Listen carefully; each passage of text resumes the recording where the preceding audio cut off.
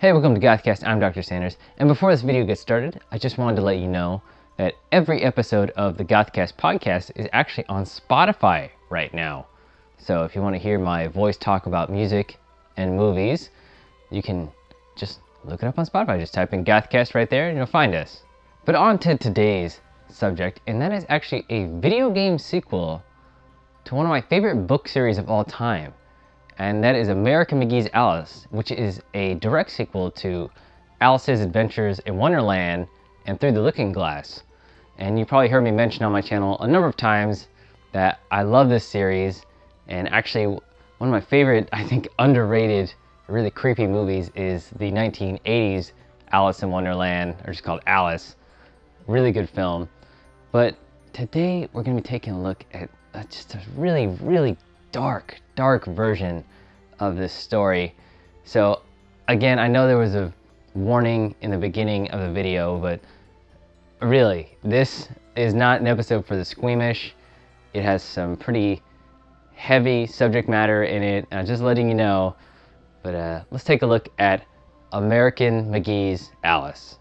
American McGee's Alice is something I wanted to cover for quite a while, but I don't really cover video games of any kind, mostly because I'm terrible at a majority of them, and I'm not really sure how much of my lovely audience really enjoys them. Regardless, here I am, finally covering it. I initially wondered if this game was based on a comic book series or something like that. I'm not sure if I heard that somewhere initially, or I made it up in my mind, but the concept was really spawned out of American McGee's twisted mind for this video game. It also isn't related to the comic series Return to Wonderland that was released in the mid-2000s. It is a dark sequel to the two original Lewis Carroll novels written in 1865 and 1871. It features characters from those original stories, and from the first moment, it's assuming you're at least somewhat familiar with the original material. The game was released in the year 2000 for the PC and is an action platforming game. I can vividly remember seeing this ad for the game in magazines in 1999, and it looked like nothing else. As Alice, you shoot or slice things and jump around. You're probably starting to notice that the game is showing a little age and is a little blocky by today's standards, but I'll come back to that in a second. I did have trouble running the original version of the game on Windows 7, but luckily this game was re-released when the game's sequel, Madness Returns, came out in 2011. If you bought Madness Returns, then you could redeem a code for a copy of the original. It's actually free to download at this moment from the title screen of Madness Returns, at least on the PS3 version. That's by far the easiest way to play it now, as original copies can go for a lot, and getting them to run on newer computers isn't as straightforward. This more recent PC version did present a number of issues for me. First being that recording it with XSplit Broadcaster didn't work. It would record gameplay, but would always turn white during cutscenes. So I switched to Open Broadcast software, which worked perfectly. The game itself had some strange issues. The widescreen resolutions made some cutscenes play with characters cropped out of frame, as well as having some textures glitch. The biggest issue I had was that some characters had really messed up models. I could not fix this issue with the Jabberwock, and it also happened on a number of other enemies. I even installed a fan mod, but it still didn't fix it. This footage will go back and forth, but if you see a text box like this and a slightly different outfit, that's the game with fan patches and textures. The fan patch actually did fix a number of things with the game. Anyway, you run, jump, slash, and shoot your way through a demented wonderland and meet really twisted versions of the classic Carroll characters. I really mean it when I say twisted. This game is very violent, very bloody, and a lot of the plot revolves around the mental struggles of Alice and the horrible things that are happening to the Wonderland's residents. The game begins shortly after the events of Through the Looking Glass, with Alice's parents being killed in a house fire. She's badly burned and becomes comatose. She has a complete mental break and is sent to Rutledge Asylum for 10 years when she is suddenly called back to Wonderland, which is being ruled by the Queen of Hearts and has turned into a hellish version of its former setting. You journey through giant forests, fortresses, and a lot of other horrifying locations with the aid of the Cheshire Cat. You get a variety of different weapons, the main one being Alice's Vorpal Blade, which can slice enemies into pieces. But you also get a croquet mallet, throwing cards, jacks, dice, a blunderbuss, which is completely overpowered and so much fun, an ice wand, and the Jabberwock's ice staff, which shoots big lasers. The combat itself is functional by today's standards, but it's really starting to feel clumsy. Sometimes it's hard to feel like the attacks are connecting with the enemies because the movement feels a bit floaty, almost like Alice is gliding when running around. She moves very quickly. The sound design does help with the great weapon sound effects and enemy grunts. The biggest issue for me was jumping. It just never felt right for me throughout the entire game. When you press the button to jump, it takes a moment for Alice to leave the ground, and when she does, you have very little control over her trajectory. It makes even simple platform jumps very tense. I did adjust, but especially after having played the sequel, these mechanics felt very stiff. But I don't think many people are playing this game for great platforming and combat mechanics. You're probably interested in the atmosphere, and this game has it in spades. The dark, bloody environments, the creepy dialogue from antagonists, and tired voices of the citizens of Wonderland begging for your help, it really immerses you in this world, and it can be genuinely unsettling. The chapter School's Out comes to mind, where Alice visits a school and there are numerous children who have been tortured and are suffering from different psychological disorders while begging Alice for help. It can honestly be pretty uncomfortable at times. Another is the Dormouse, who has been tortured and experimented on by the Mad Hatter.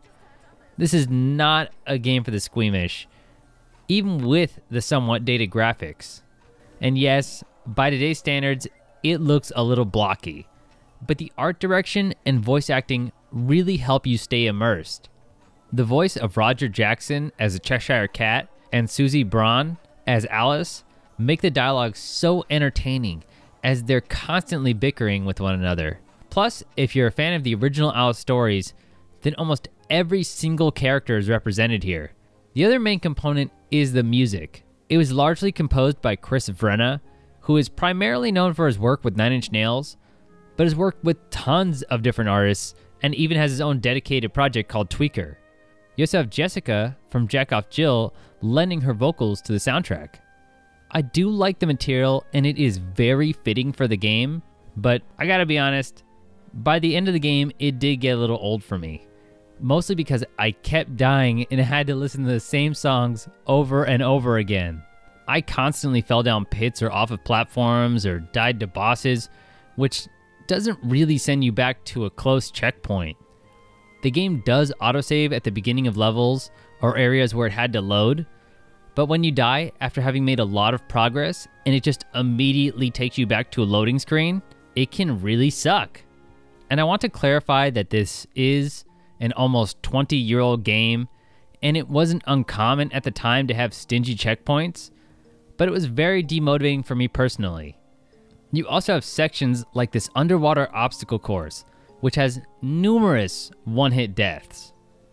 The story itself is great, and was the main reason I kept playing, just to see what has happened to characters like the Caterpillar, the Mad Hatter, and the Queen of Hearts.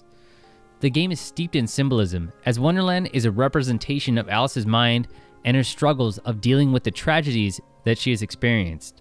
It's no wonder that there was some controversy with the game's content when it was released. The box art was actually revised to show Alice holding the ice wand instead of her Vorpal blade, and was revised a second time to show her holding the cards. It was well received at the time, with most critics focusing on the great world building.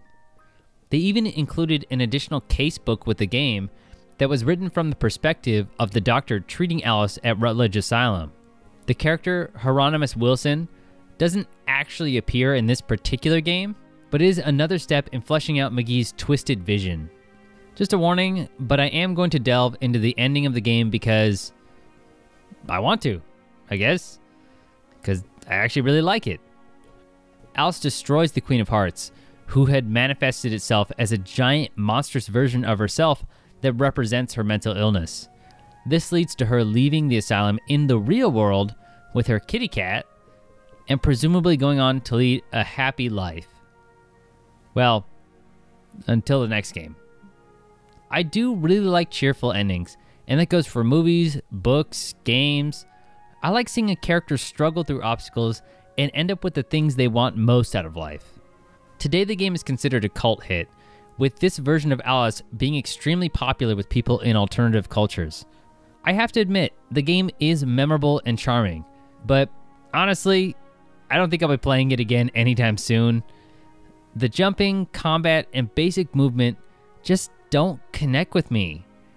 After numerous mazes, screaming enemies, and so many fatal falls, I found myself not really having much fun. A big part of it may be that I don't really play a lot of third-person action games, so they have to be really fun to work for me.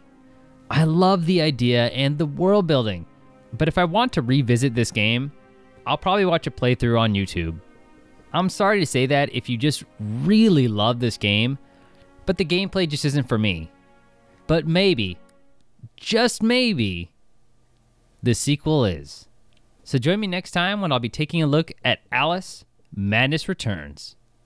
Well, that was a lot of fun, right? Yeah, right? Well, that game was not very happy-go-lucky in any way, but I hope you enjoyed this episode because, you know, I really hadn't sat through and played that entire game through in so long.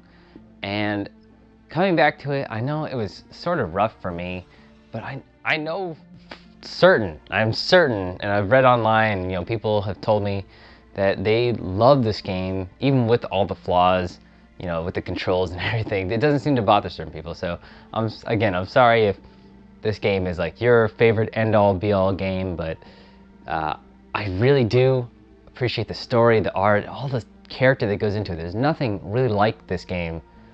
But yeah, maybe we'll have some more luck when we look at Madness Returns, when we revisit this series. But until then, you can like, comment, subscribe, and all that stuff. And yeah, just thanks for watching GothCast, and make sure to stay spooky.